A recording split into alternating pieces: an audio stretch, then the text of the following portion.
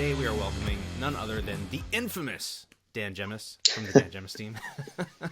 Hi, Lorne. How are you? Fantastic. How are you, my friend? Fantastic. Always good. All right. So why don't we start out by just giving a little overview of where you're at with your business right now. You've got a team, and how many people are on your team, and what does your business kind of look like? Sure. The Dan Gemus team, we're approaching 17, 18 people now on the team.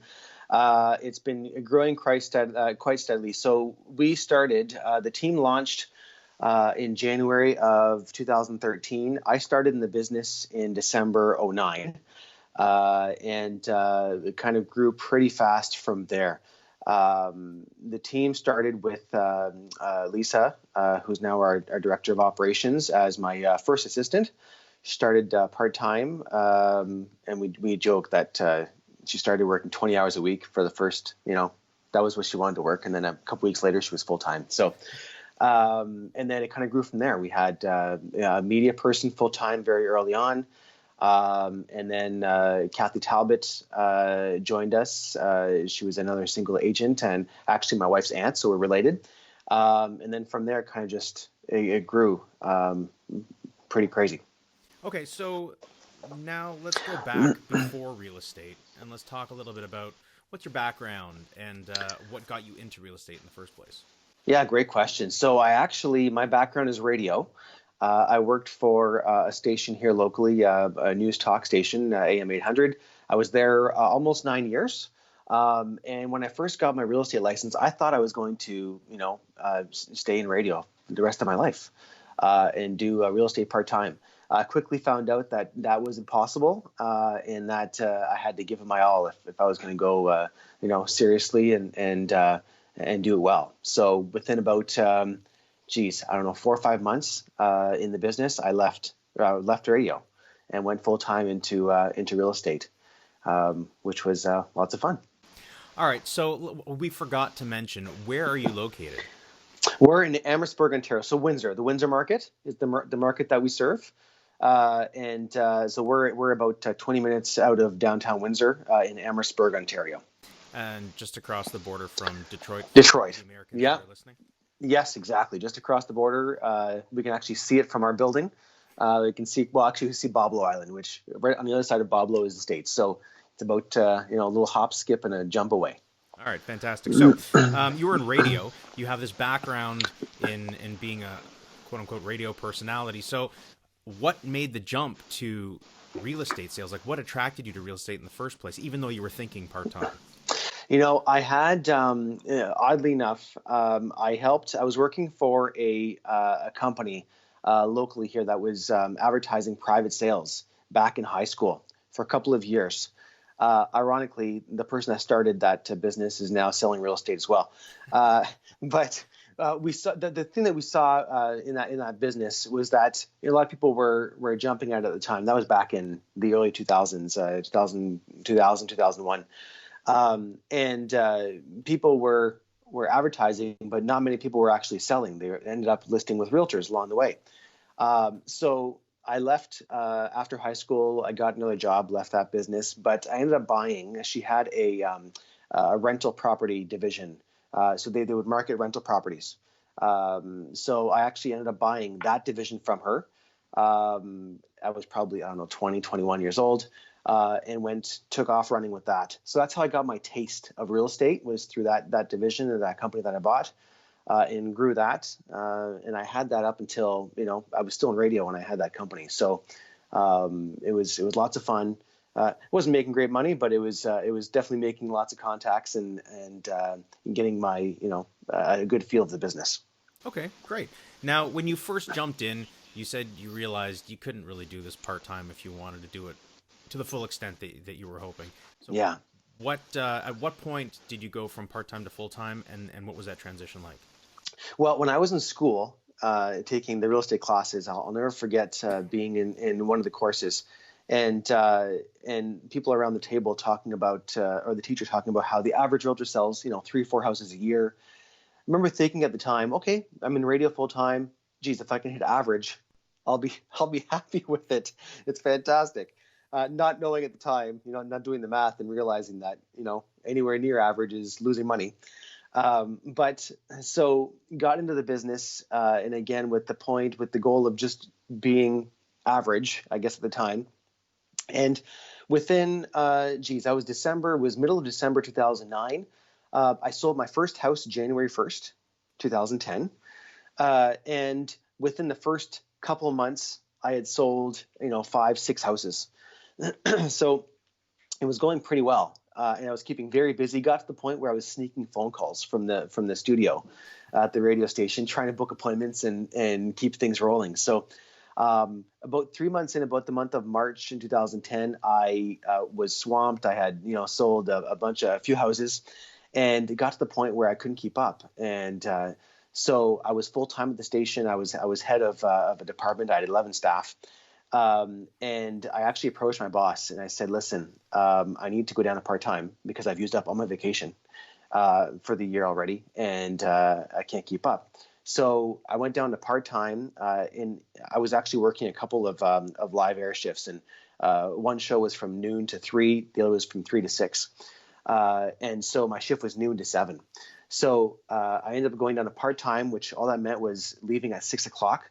But that being officially part-time let me take as much time as I wanted off, because I was now hourly as opposed to salary.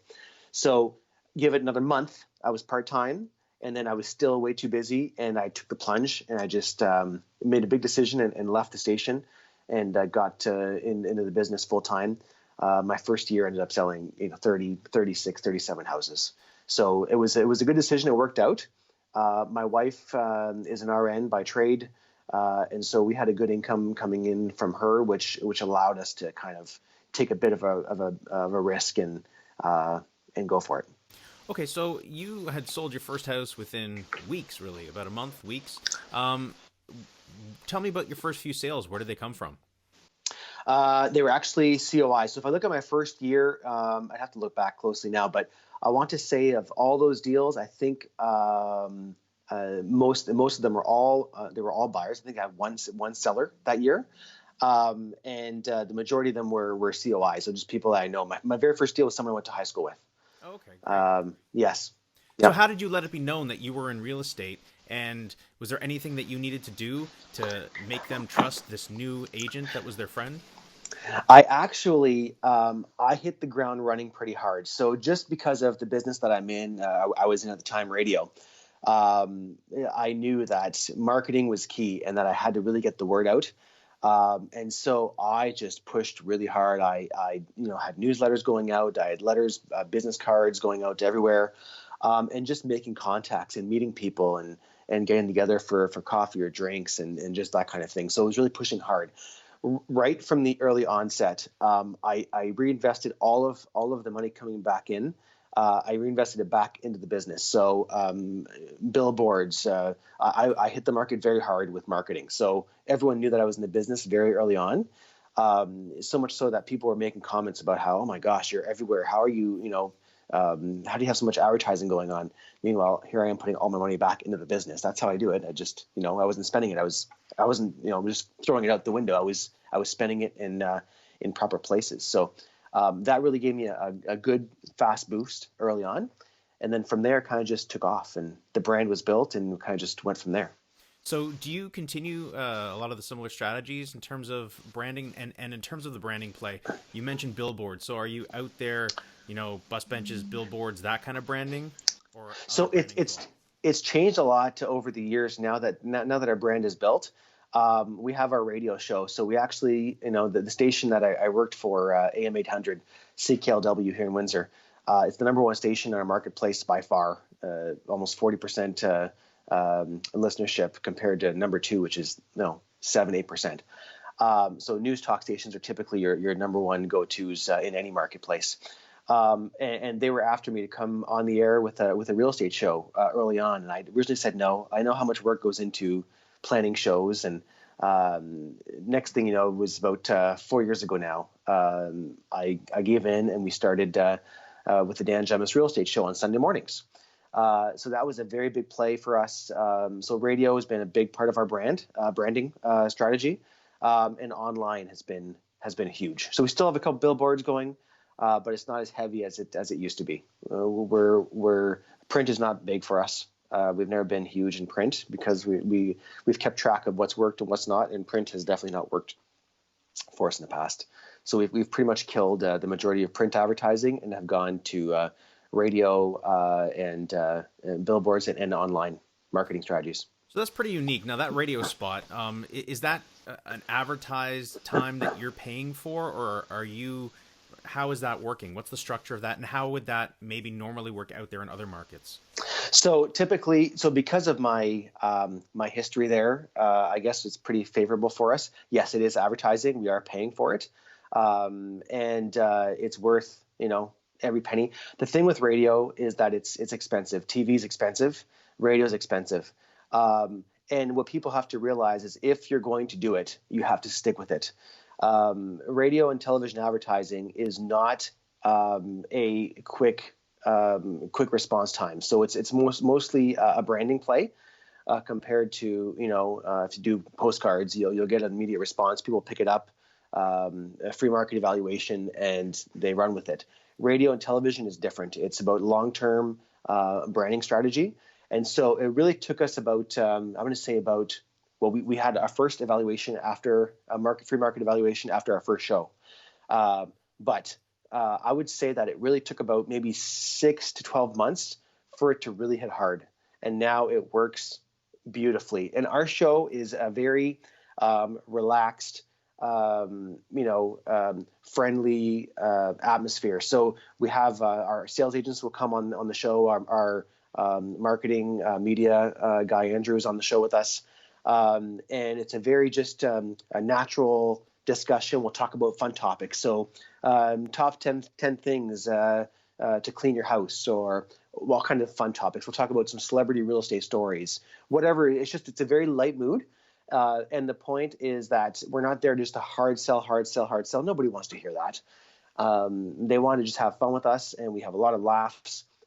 We FaceTime live the show on Sunday mornings. We're actually on twice a week now, I should add. So we're on Sunday mornings, and we have a different show on Tuesday nights from 7 to 8 p.m. So it's Sunday mornings, 7 to 8 a.m., and Tuesday nights, 7 to 8 p.m. So we're on twice a week now. Different themes?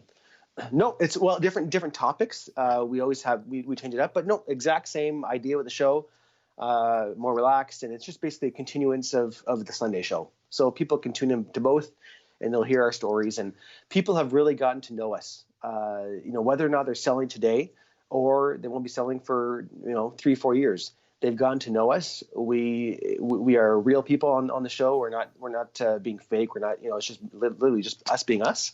And they'll often comment about how they feel like they know us very well already, and that's gold going into a market evaluation. They already know you, right? So they'll reference the shows, they'll reference the topics, and it's pretty cool. So in this day and age, a lot of the listenership in this particular podcast are agents that are just starting out, or agents Sure. that are maybe struggling a little bit, so they may not have the budget to put in, or they might not even be in the right place in their business to do that. However, that could be done on a much smaller budget and a much smaller scale through social media, right? Sure. With It's similar effect. social media has changed so much. The tools have changed so drastically over the years. When I started 9-10 years ago, we don't have what we have today with Facebook Live, and the ability to do what you're doing with this podcast is amazing. And it's a tool that people can utilize with the YouTubes and the Googles. Now you can search whatever topic and learn as much as you want, and it's absolutely free, which is great as well. So really, the tip that I have for anyone who's out there starting from scratch today is you have to be prepared to work very hard. You have to work your tail off. Anyone who's coming into this business to make a paycheck is not going to succeed. You have to come into this business because you love helping people and just being with people, and it's about that. It's not about the money. The money will come. The success will come if you work hard, but you have to be able to work hard. Let's talk about that mindset for a minute. I mean, what really gave you that those entrepreneurial ambitions from a young age, going into that company right in your 20s, and then going into radio, and then going into real estate? And let's talk a little bit about your real estate business and the other businesses that you've built around that? Sure. I've always been a very entrepreneurial person since I was a kid. I can remember, doing things with friends at their houses where we make something and sell it to our parents and that kind of stuff. I've always had a big drive, always, always, always. To me, this business is a lifestyle. It's not a job. It's not a career. My mind is working 24/7. And although I'm not on the road actively anymore, I haven't been for a few years now. I'm acting as CEO of the company, but literally my mind works 24/7.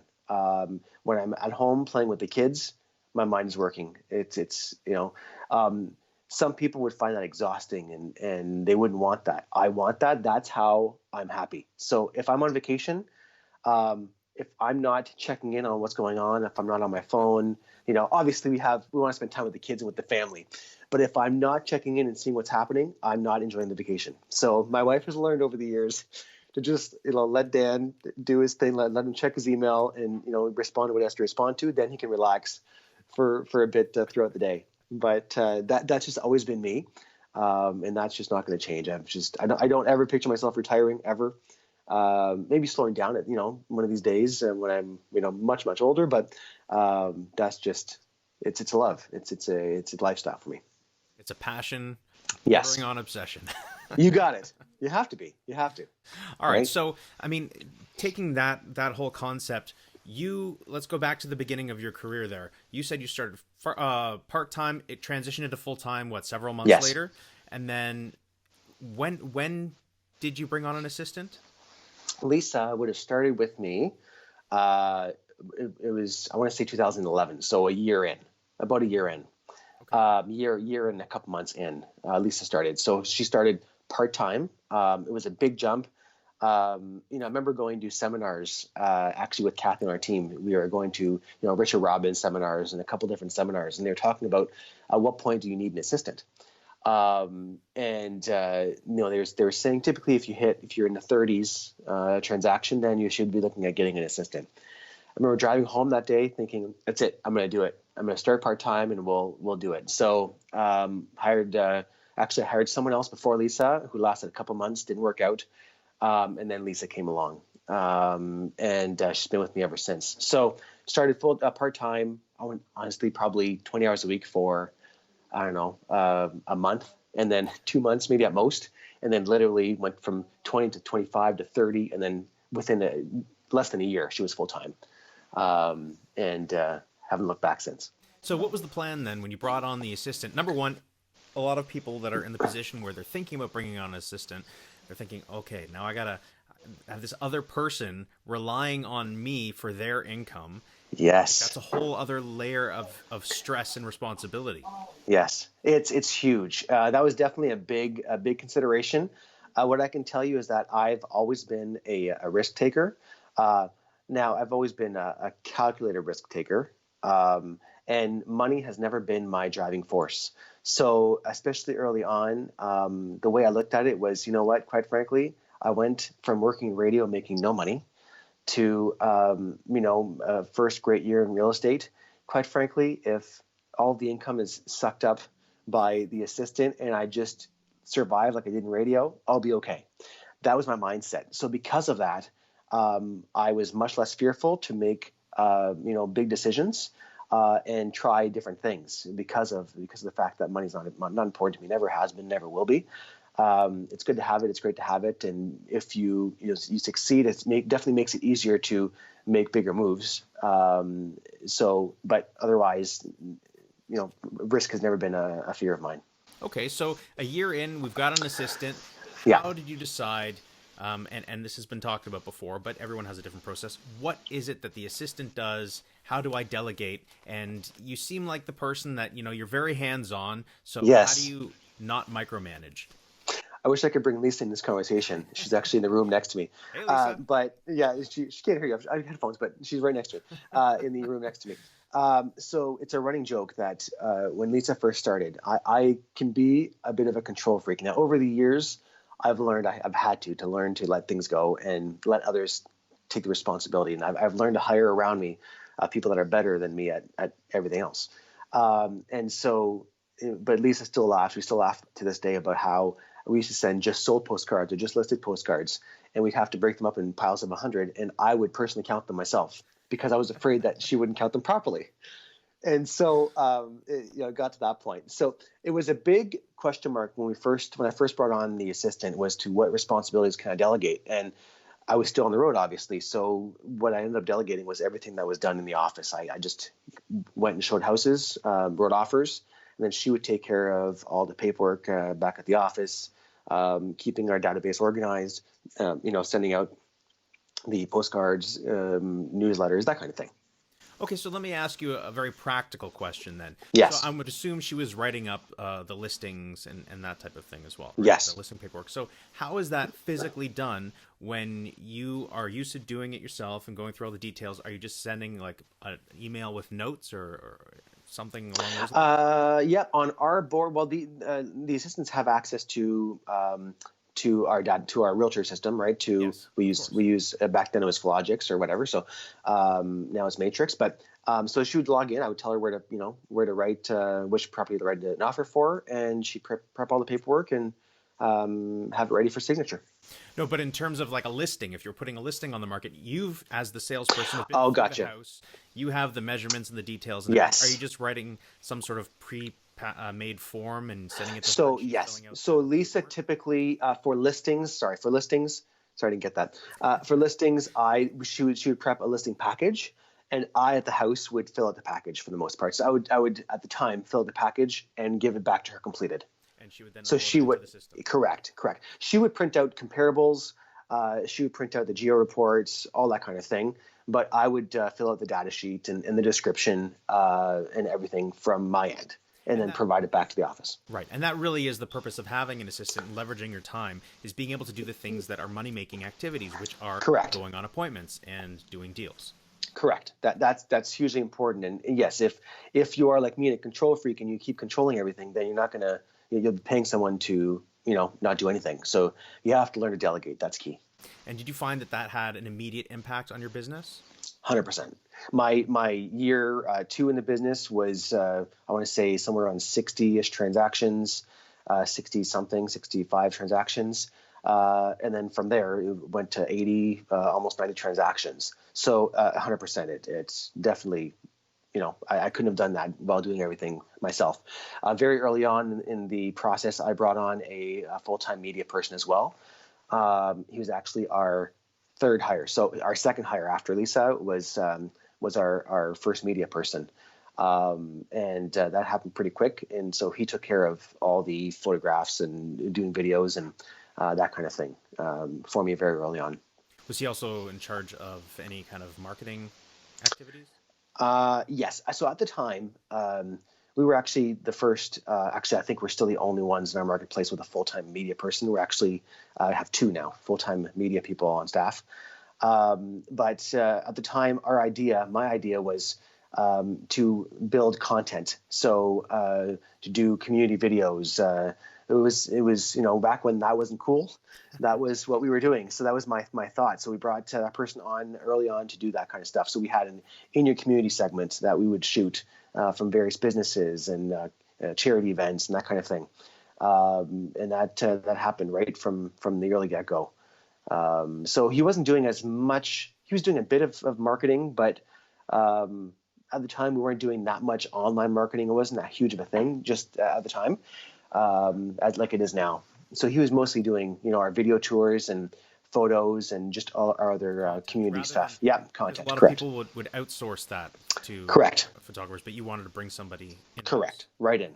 Yeah, you got What it. was the reason behind that? So again, because I just that was always something that I wanted to do, and content was important to me. Supporting local causes was important to me. So from a business perspective, was that the smartest thing to do early on? Probably not, because for me it worked out because we sold a lot of real estate, so we were able to cover those costs. Mm-hmm. But from someone that is not producing that much, it wouldn't make sense to bring someone on full time.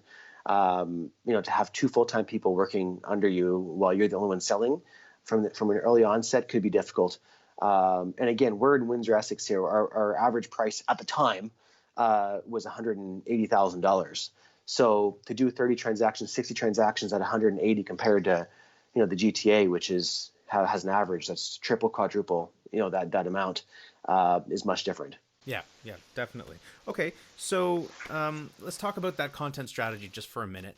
You talked about community videos and such. Did you see, because I know you're a person that likes to track and see what's going on, did you see some sort of return from that? We did. We saw some definite return.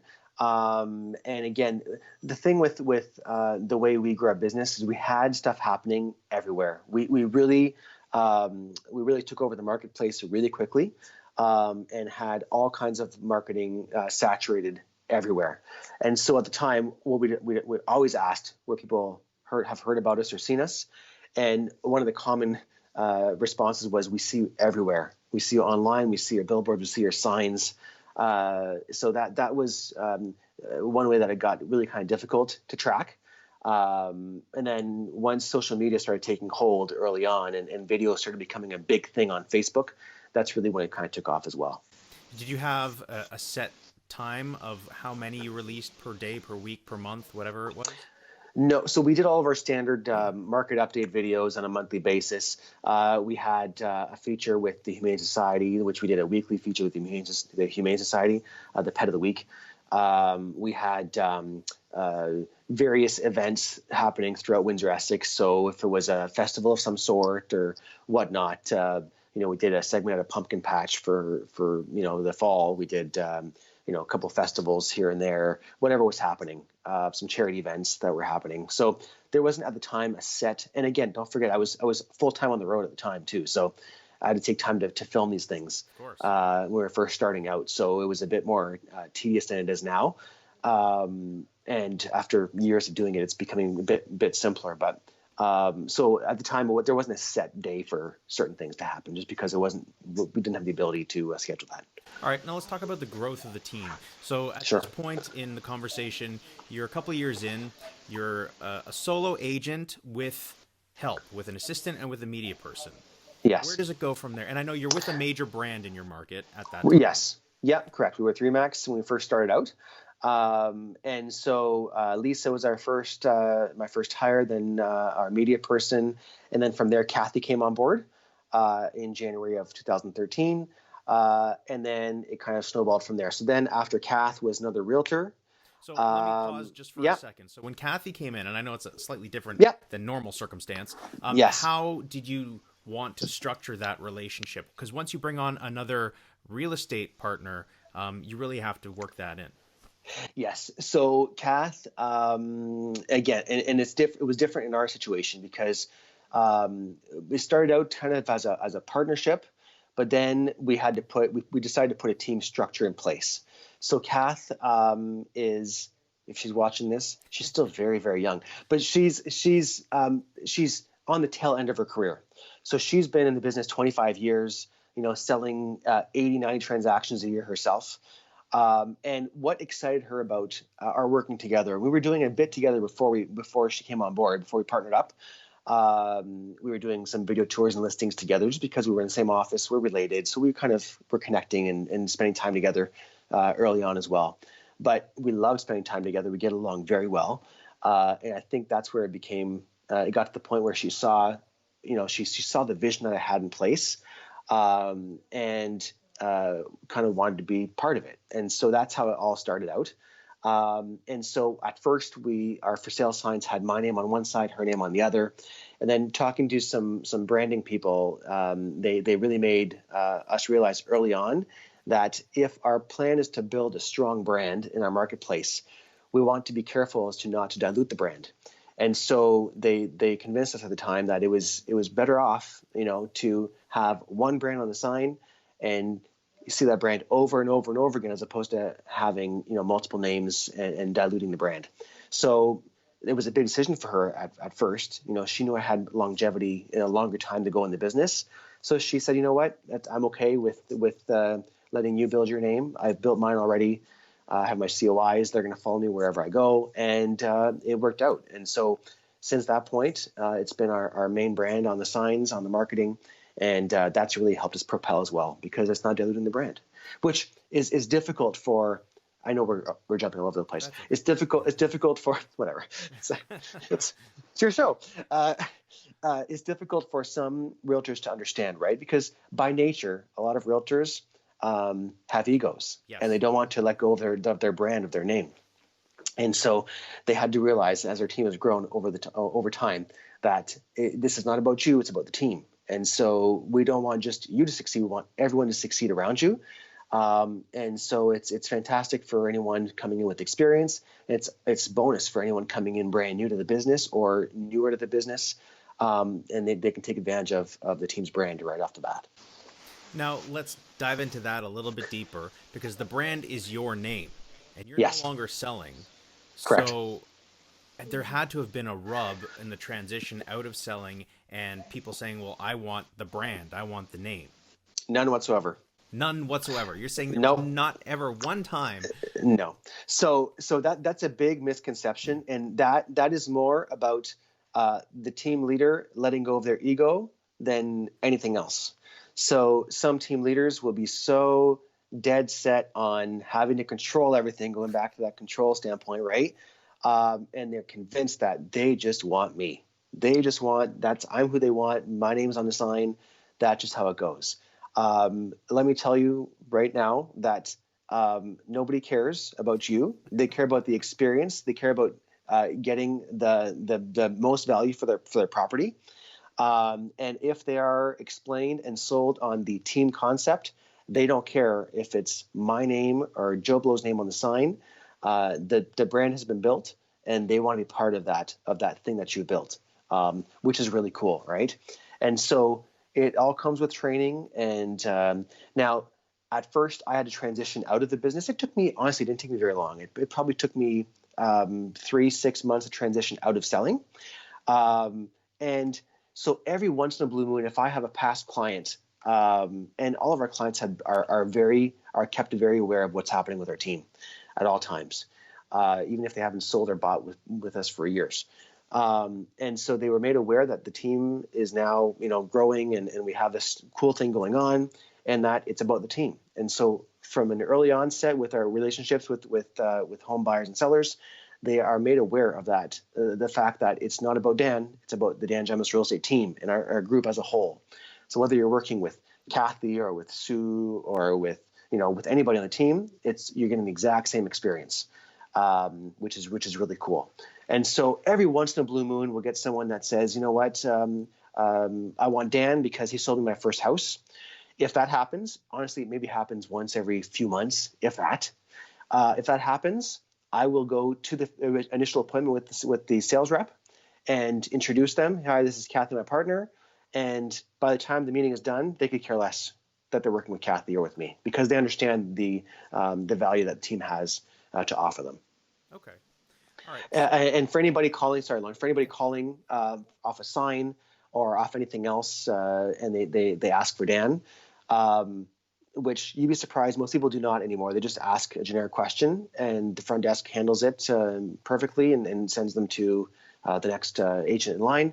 But if they ask for Dan specifically, the front desk will basically just say something along the lines of, unfortunately, Dan's not available right now, but his partner, Kathy, is.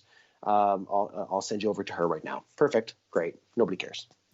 So it's not about me. It's about the team. Okay. And the sooner you get over that, the sooner you understand that, the quicker you'll move on, and it'll be just fine. Okay. Listen up, everybody, especially me, because he was pointing his finger right at me when he said that. All right, so we are going to go back to you, assistant, media person. You bring on Kathy, and then where do you bring on other people, and are they brought on as buyers agents, as is the typical thing, or Sure. How is it structured? You're going to test my memory. So no, all of our agents, we don't have buyer agents or listing agents. All of our agents do everything. We've decided that early on that we don't want to, give people different experiences. We want them all to have the same experience. So if an agent can't do both, then they don't belong on our team. And nor do we want them, to be involved with our. Could you imagine if you are? And some teams do this, I guess they can imagine. But from my vision is not, hey, I'm going to help you buy a house, and you want to list one? Great, that'll be somebody else. right? Now, I know you built a relationship with us, but now you're going to deal with somebody else. We don't want that experience for our clients. So we want our agents to be able to buy and list as well. And not just that, we want them to feel fulfilled, right? Which is really cool. Okay, so let's go back to bringing on people, because yes, I know you're trying to avoid that, but You've asked me 4 times. I know. I'm sorry. Okay, so the growth of the team. So Lisa, then our media person, then Kathy came on. From there, we had another agent join us, and then Sue join us. So we had a couple other agents come on board. So we had 3 agents. what's the general timeline between bringing on people? Kathy and the 2 other agents, including Sue, that all happened within a year. Well, no, sorry, Kathy was 2013. I would say 2014-ish. We had 2 others come on board, 14, 15. And then a second front desk person came on board. And then we left Remax. Then we opened our own brokerage. Whole other topic, if you want to get into that later. Then we opened our own brokerage. We were already out of the Remax office. We left the Remax office and into our own building while still at Remax. And then from there, the rest of the growth came. So then the other companies started coming into play, and other agents and that kind of thing. Okay, so there's a lot of people, so it's hard to remember which date for which which exact position, but to give you an idea. Now, a lot of agents starting teams or agents that are sort of team heads, team figures. Yes. They bring on a very different structure where there are, I know one in my local market that has like 30 people on their team, 30 agents on their team, never mind anybody else. And yes, they may do 200 transactions a year, but each agent is doing like less than 20. Yeah. So that's, and again, you're right. There's lots of large, we have them in our marketplace too. We have teams that are as large as ours, but they're doing as many transactions with 10 agents that we are with, 3 or 4. So, and the team leaders are all still selling. So to me, one of the biggest, I'm jumping around again, I'm sorry. One of the biggest, it's jogging things in my mind that I want to mention. One of the biggest points for myself that I wanted early on was to come off the road. And the reason being for myself was that I did not want to be one of the teams or a team leader that kept the good stuff and gave the other stuff to the rest of the team, right? Which is a common complaint amongst teams. Huge. So my decision right off the bat was, okay, I'll take myself off the road. That way, whatever business is coming in is being handed over to the sales agents. I want them to build big, massive businesses so that they're happy, they're content, and our business keeps on growing from the deep end, right? So that was our goal early on. So you're right. A lot of these teams have 10, 15 agents, but the team leaders are still selling. So on top of that, team leaders keeping the good stuff. They're passing off the other stuff to the rest of the 10 members, and they're selling 5, 10, 15 houses each. Great. Our agents, for the most part, if I look back at I should have put up our charts, but I want to say in 2015 we had somewhere around 190 transactions, somewhere around there. 16 was 216-ish transactions. 17, we did 300 and something transactions. That was 3.5 agents. So our agents are doing close to 100 transactions each, 80 to 100 transactions each for the most part. At one point we had 5 agents, but one was not producing as much. But so for the most part, that's what's our agents are producing. So it's making a big difference. Yeah, definitely. Yeah. It's a very different structure than what a lot of other people are seeing out there. Sure. Now, a lot of people, when they're going into the idea of a team, they're being told, you know what, it can be more profitable just being yourself. You don't have the headaches. You don't have to worry about all the other nonsense, and you're making all the money, so to speak. But you're also wearing all the hats. So, so when you're now delegating or Yes. leveraging with the team members, Yeah. How does that really come into play, and what have you learned along the way in terms of effectiveness? So how does it come into play financially? Sure, and I'm not talking about specific dollars, Yeah. but generally, like for So yourself, do you ever what think, is it worth the headache with all this, or is it so more? what I can tell you from with our structure, I would make more money being on the road than I would being me right now. But I'm okay with that. So with my new role, I'm going to say often, not always, I'm often home at night, and I'm usually home on weekends.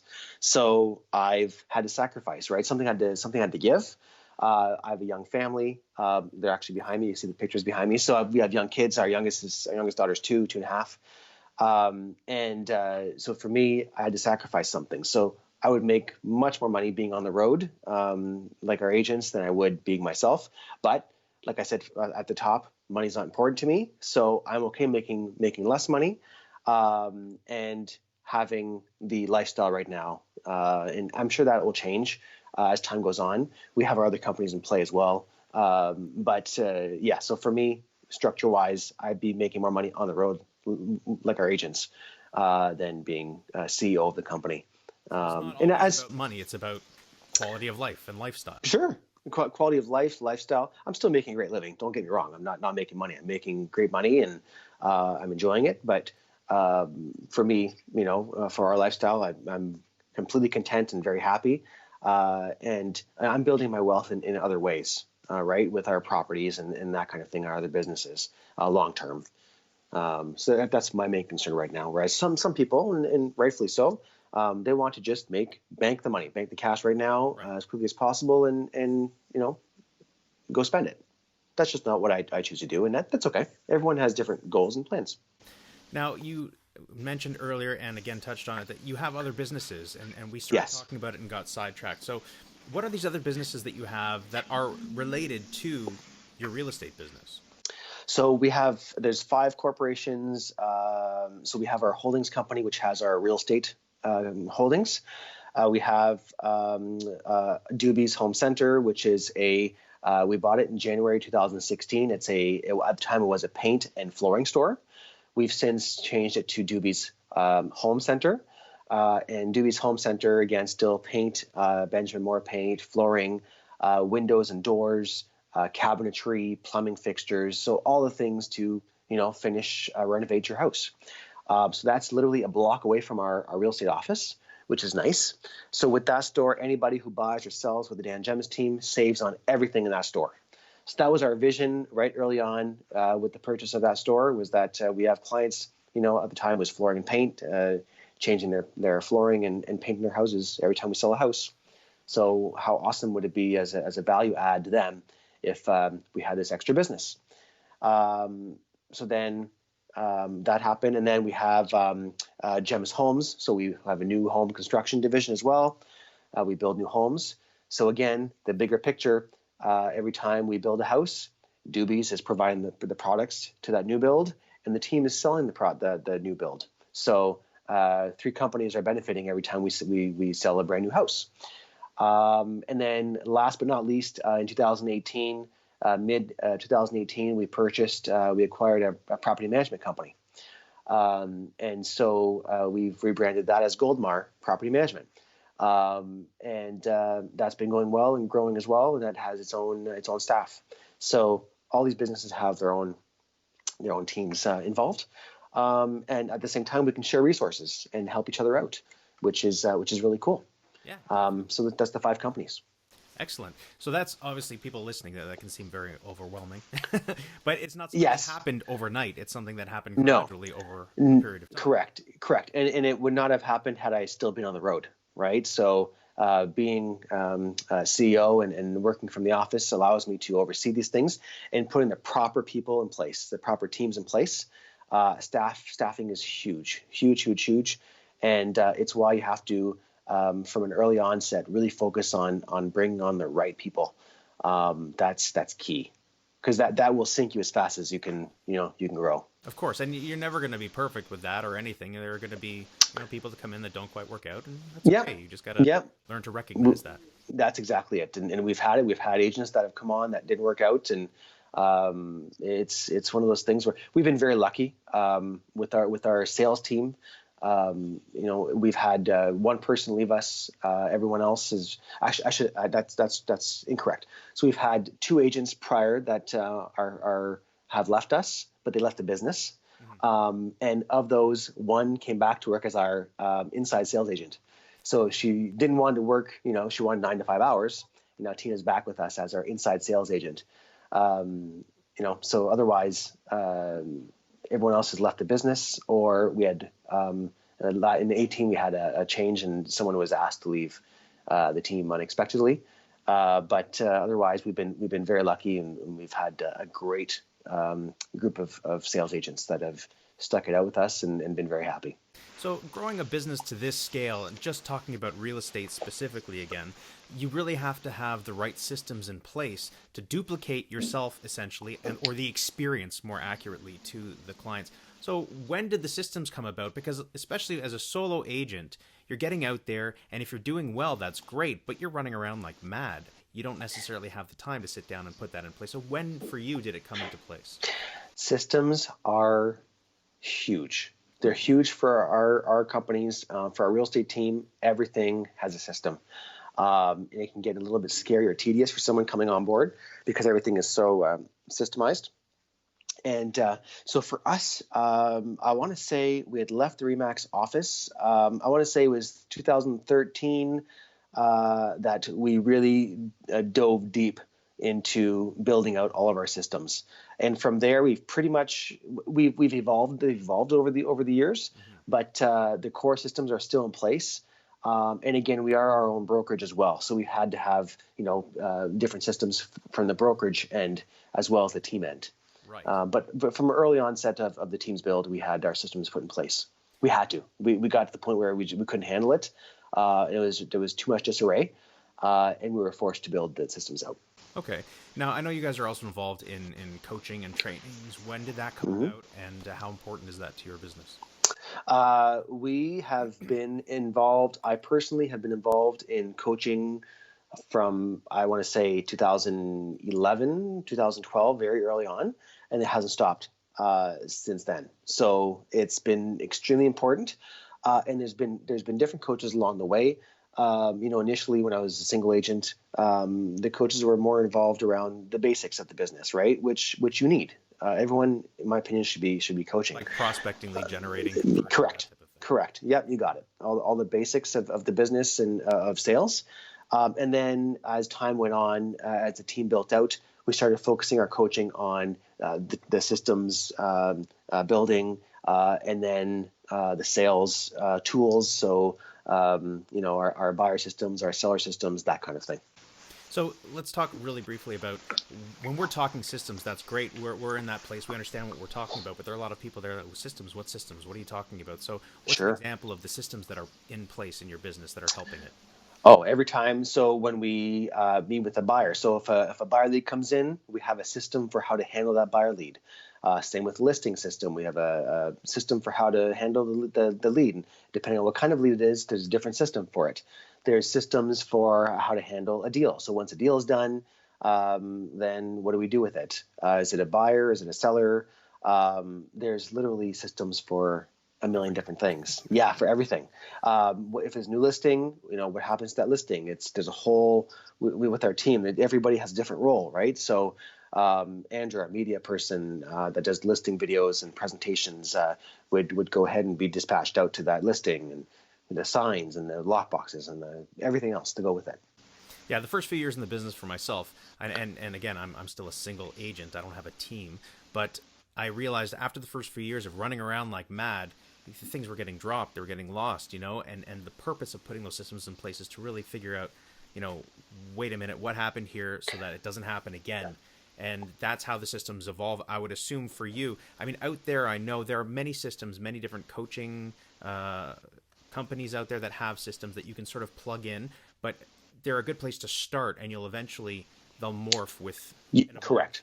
Yes, and every marketplace is different, right? So some systems that work for some markets might not work for a different market. So yes, evolving is key. And our systems are never complete. They're always ever changing, and they always will be. And that's okay. The key to building as fast as we have is being able and willing to morph into whatever you need to morph into for whatever is happening in the marketplace or in your business. So that's key. You have to be able to keep aware of what's happening around you and your surroundings. Definitely. Okay, so let's take a step back and play a little game that I play with just about every every member on this show. Now, we're going to talk about you getting back in the business for some reason, or let's say you have a nephew in the middle of somewhere nowhere land in North America. They're new to the town. They're getting into real estate. How do you advise them on getting off the ground and moving in the right direction? Sure. That's the game? Okay, so...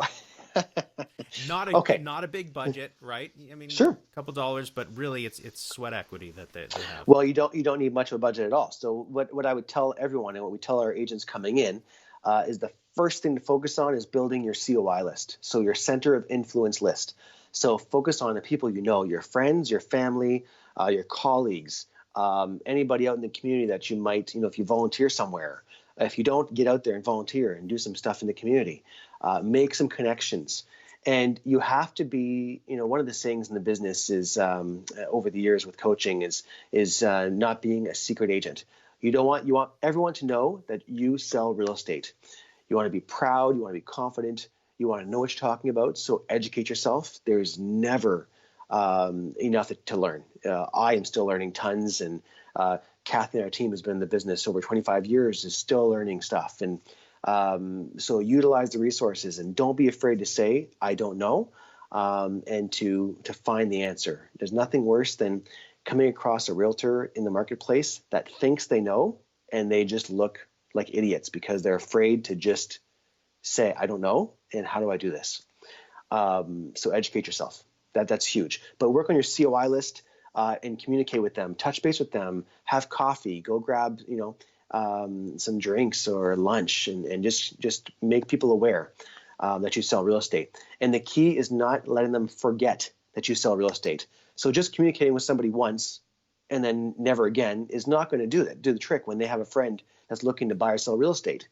They need to be reminded constantly that you sell real estate. Be in their face and do it tactfully. Don't do it, don't do it like, untactfully. Do it tactfully, but keep top of mind. That's huge. So what would be a good strategy to do that? Well, with social media these days, that's making it much easier. Newsletters was something that we did early on. It's not super expensive, although the price of postage is going up these days.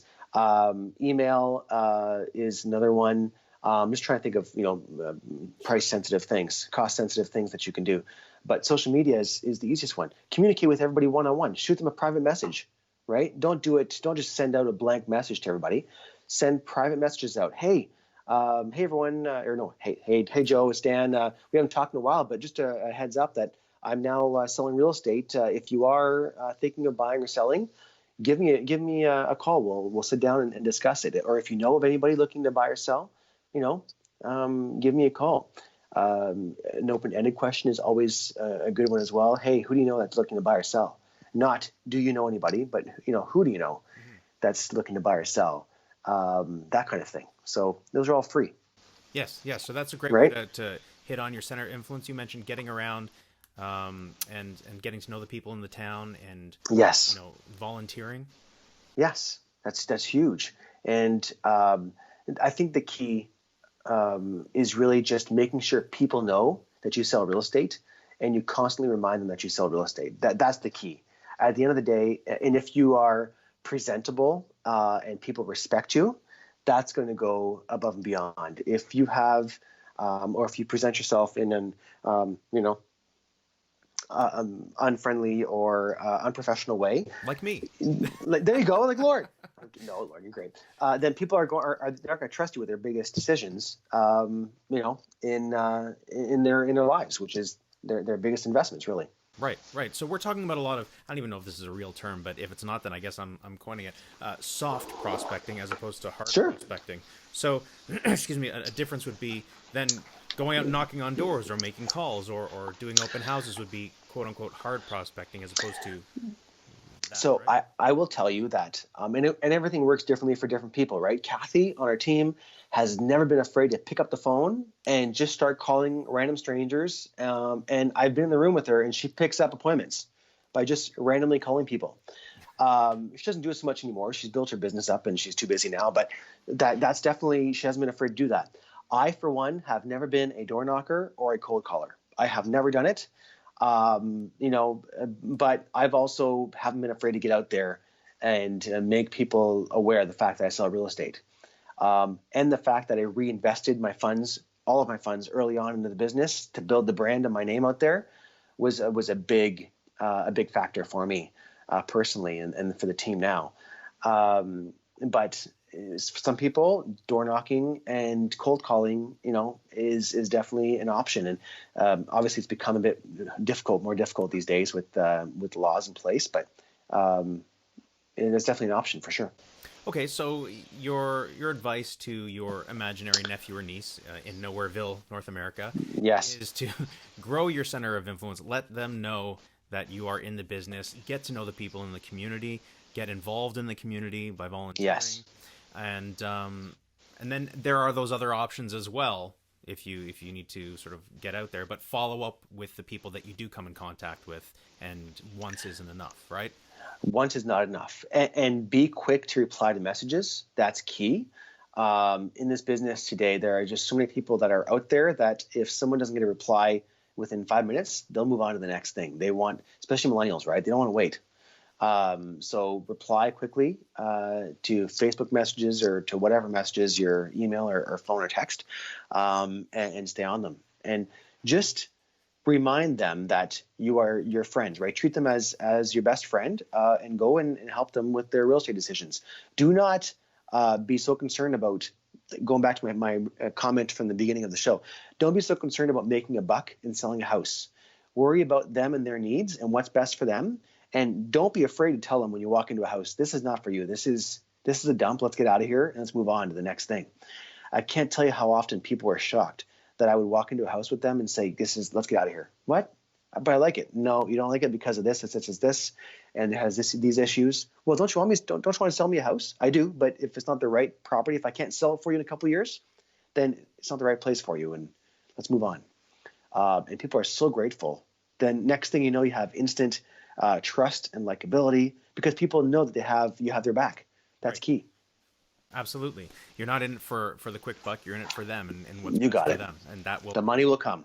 There you go. The money will come. And reinvest. You mentioned reinvest in the business. Yes, I see too often in this business, in any sales business, people will make the money and just go spend it and then have nothing to show for it. You cannot do that. You have to just reinvest in your business. And realtors often forget that we are running businesses. Even as a single agent working for a franchise, you are running a business. You're taking care of your costs, your vehicle, your advertising, your any employees or assistants you have. That's all coming out of your pocket. You have to run your business as though you're running a business. Have a budget, a business plan in place, all that kind of stuff. And if you don't know anything about that, there are coaches out there that do, and go and search out mentors or coaches that can help you with it, right? And there's resources. Just follow YouTube channels like this and listen to people who've done it and who've been successful and find out what they're doing and copy it. If it's already been done successfully, then someone's doing it properly. Take what they're doing, change it up to what works for you, and then rinse and repeat. It's already working. Exactly, and that's the whole purpose of this show. We interview people in different circumstances all across North America with different business models, and you're going to connect with one over the other. Go for it. Take those ideas, morph it into your own, and get going because they already have a proven track record of success. Yes, exactly. Fantastic. All right, Dan, I've taken about an hour of your time. Thank you so much. I appreciate you putting that aside for us today. Always a pleasure, Lorne. To leave on a note, maybe suggest a book or something interesting. It can be directly real estate related or not, for people to check out. Oh, you should have touched base before. You know what? It's on my iPad, which I'm on right now. But I've read a few. The Millionaire Next Door is always a good one. what is it? The millionaire, the real estate. Millionaire Real Oh Estate God, Agent? yes, Mr. List. That's one of the ones I read early on. Read the 5 a.m. Morning, or you should have told me this question before. I would have prepped for it. Was that the Tim Ferriss, the 5 a.m. No, or is that Yeah, no, Jocko? no, it's you're gonna test my memory. It'll come to me. Okay. I Find think people out, can put it on the Google it. screen. Yes, There they'll you go. Google it. But I wish I had more time to read. But I've actually made a point this year to read a book every month. So we'll see how that goes. Let me know. All right. Sure, Thanks again. Say hi to everybody on the team for me, and I look forward to speaking with you again soon. you got it, Lauren. See you soon. Take care. Bye.